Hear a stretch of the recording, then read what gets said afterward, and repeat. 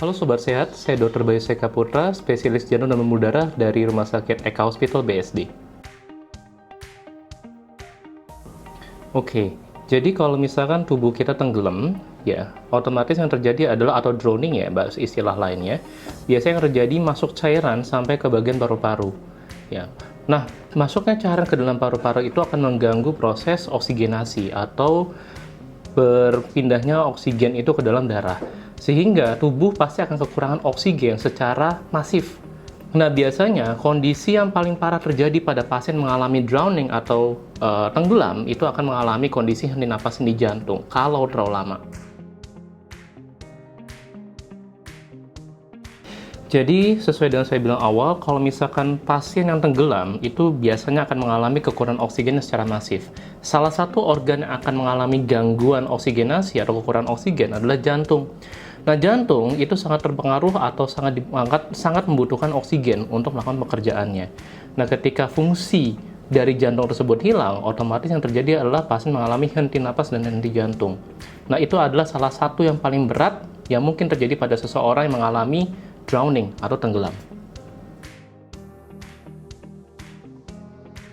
Oke, CPR itu adalah kependekan dari cardiopulmonary resuscitation atau kita melakukan resusitasi jantung dan paru. Nah, artinya apa? Artinya adalah kita memberikan bantuan, kita melakukan bantuan dengan pijat jantung dan melakukan bantuan pernapasan buatan. Nah, walaupun sekarang belakangan ini udah mulai jarang digunakan pernapasan buatan, terutama setelah zaman COVID sebenarnya. Nah, akhirnya kita lebih banyak sekarang menggunakan pijat jantung saja, ya CPR atau chest compression only. Tidak lagi menggunakan resusitasi menggunakan pemberian napas buatan seperti itu. Oke, jadi prinsipnya kalau kita melakukan CPR, apa sih untungnya? Apa sih kepentingannya kita melakukan CPR pada pasien-pasien yang drowning? Ya, karena kita tahu bahwa kondisi begitu kita cek di bagian leher tidak teraba, itu kita tahu pasti bahwa tidak ada sirkulasi jantung yang terjadi atau sirkulasi darah yang terjadi dalam tubuh. Nah, dengan kita melakukan pijat jantung, kita forcefully atau kita memaksa jantung itu untuk dipompa, ya, dengan secara manual dari luar. Sehingga apa? Sehingga adalah sirkulasi tetap berjalan. Ya, walaupun katakanlah saat itu jantungnya berhenti, ketika kita memompa darah supaya dia bersirkulasi, dia bisa mengalirkan darah ke organ-organ tubuh lainnya termasuk ke jantung itu sendiri. Sehingga apa? Sehingga tidak sampai terjadi kematian yang berkepanjangan. Kalau kita biarkan, udah pasien akan selesai di situ. Tapi ketika kita upayakan dengan melakukan pijat jantung, masih ada kesempatan untuk menolong pasien. Seperti itu. Yang pertama, ketika kita melakukan CPR adalah kita pastikan dulu lingkungannya aman. Jadi penolong itu harus aman dari segala mara bahaya. Ya, percuma kalau misalnya nolong tapi dia tiba-tiba kenapa-napa. Ya. Yang pertama-tama adalah yang kita sebagai penolong itu harus aman dulu dari kondisi berbahaya di situ. Setelah kondisinya aman, kita bisa pindahkan pasien dulu ke tempat yang datar, tempat yang aman untuk kita melakukan pertolongan pada pasien. Nah, setelah itu kita akan lakukan cek dulu, cek kesadaran. Kita panggil namanya atau panggil Pak, Bu, ya tepuk-tepuk, kalau bisa rangsang nyeri.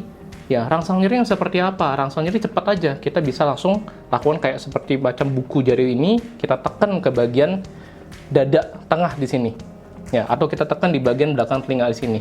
Kalau dia tidak respon, ya tidak ada respon apapun, langsung kita cek ada nggak nadi di bagian leher. Ya, nadi di bagian leher, kalau misalkan tidak teraba, langsung kita melakukan pijat jantung. Nah, itu sebenarnya langkah-langkah yang perlu dilakukan sebelum kita melakukan pijat jantung. Oke dok, nah ini ada satu video yang lumayan viral nih tentang CPR. Oke. Boleh dokter react saja. Oke. Nanti kasih pendapat. Oke, thank you. Sudah. Almost done.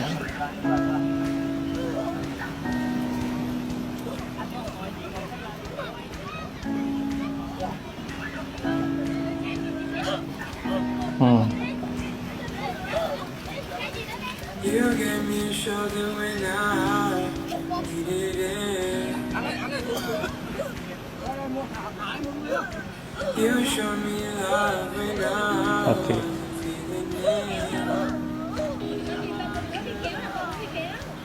You helped me fight when I was bleeding. Oke. Ya. Ya oke. Ini video menarik ya. Ini sebenarnya very good example untuk sebenarnya orang melakukan upaya yang sangat baik untuk melakukan pijat jantung. Nah, cuman memang beberapa harus ada dikoreksi sedikit ya. Tapi yang lebih menurut saya itu udah upaya yang sangat baik untuk melakukan pertolongan pada orang yang mengalami henti napas sendi jantung dan dilakukan pijat jantung. Itu udah cara yang baik. Nah, cuma kelihatannya memang pada pasien tersebut itu sebenarnya sudah dari awalnya sebenarnya udah tidak ada henti napas sendi jantung kelihatannya. Kenapa saya bisa bilang gini? Karena pasien udah respon. Baik lagi pertama-tama adalah cek respon. Ketika pasien udah berespon, ketika pasiennya dia bisa muntah sendiri, itu sebenarnya pasiennya sebenarnya udah sadar artinya, dan sudah pasti ada sirkulasi di tubuhnya. Nah, makanya sebenarnya paling awal, paling aman ya kita melakukan cek nadi terlebih dahulu. Ya, cek nadi terlebih dahulu. Ya, kalau kita udah raba udah ada, ya kita nggak usah lagi melakukan pijat jantung. Nah, cara terbaik kalau pasien udah seperti itu, kita lakukan apa? Ya, kita piringkan aja pasiennya. Supaya apa? Supaya dia bisa muntahin keluarin cairannya. Ya, jadi jangan sampai lidahnya jatuh ke belakang. Ketika dia tidur telentang seperti ini, lidahnya akan jatuh ke belakang. Nah, sehingga dia bisa mengganggu pernapasannya. Kalau dia udah sadar, kita miringkan posisinya sehingga dia bisa lidahnya akan jatuh ke samping, dan kalau misalnya ada cairan mau keluarin dari paru-parunya atau dari lambungnya, dia akan secara otomatis keluarin dari situ. Nah, tapi salah nggak, Dok, kalau misalkan dilakukan pada pasien yang seperti tadi dilakukan di video?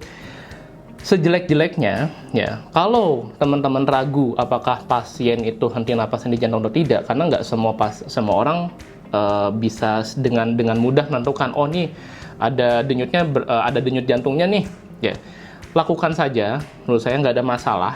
Ya, lebih baik kita melakukan pijat jantung, tapi ternyata denyut jantungnya masih ada atau berdetak, daripada kita tidak melakukan sama sekali. Kuncinya di situ. Ya. Dok, aman nggak kalau kita melakukan pijat jantung pada orang yang sebenarnya jantungnya masih berdenyut? Nah, sebenarnya sih aman-aman aja. Ya, karena sebenarnya kan kita hanya membantu tambahan aja dari luar. Cuma teman-teman harus tahu resikonya sebenarnya. Resikonya apa? Resikonya adalah dinding dadanya ini ya kan ada tulang rusuk. Nah, itu bisa resiko patah. Nah, ketika patah ya mungkin kita harus hati-hati, dia bisa nusuk ke paru-paru, bisa nusuk ke organ sekitar.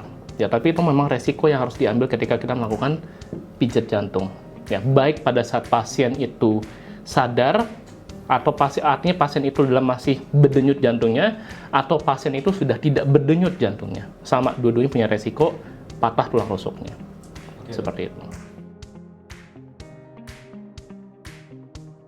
Oke, jadi kalau kita melakukan CPR, ya pada saat melakukan CPR, tangan kita harus ngepel seperti ini. Jadi dua tangan, ya jadi satu seperti ini bertumpukan, lalu di ngepel, ya. Dan ini harus lurus tangannya. Ya, jadi sikunya ini nggak boleh nekuk seperti ini. Lalu kita arahkan ini di bagian dinding dada tengah di dada pasien, lalu kita tekan. Ya, tapi jangan dibuat seperti ini, lurus. Jadi yang naik turun itu adalah bahu kita, bukan tangan kita yang naik turun. Ya, sekuat mungkin yang bisa dilakukan. Dan kalau kita mau lihat mau berapa banyak sih, Dok, kita melakukan CPR itu, rata-rata ya biasanya dalam waktu 1 menit itu 100 kali. Ya, jadi itu ada patokannya. Kalau mungkin mau pakai lagu untuk disandingkan kira-kira secepat apa, ya kita bisa menggunakan lagu Staying Alive dari Bee Gees. Yaitu jadi patokan supaya kita bisa tahu, oh secepat apa sih?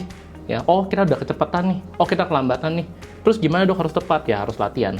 Ya, mungkin tidak harus pada saat kejadian, tapi sebelumnya kita udah latihan terlebih dahulu. Oke? Jadi teman-teman, sobat-sobat sehat, ya untuk kita belajar mengenai CPR, tentu tidak bisa kita langsung lakukan dengan kita melihat dari video-video seperti yang di TikTok seperti itu ya. Jelas harus dilakukan upaya latihan terlebih dahulu. Nah, sebenarnya sekarang udah mulai banyak kursus BHD atau bantuan hidup dasar yang mungkin teman-teman bisa ikuti, ya, atau minimal belajar dulu dari video YouTube yang memang ada secara step by step-nya, lalu bisa dilakukan sendiri. Tapi lebih baik lagi kalau misalkan ikut kursus berupa seperti bantuan hidup dasar atau BHD. Seperti itu.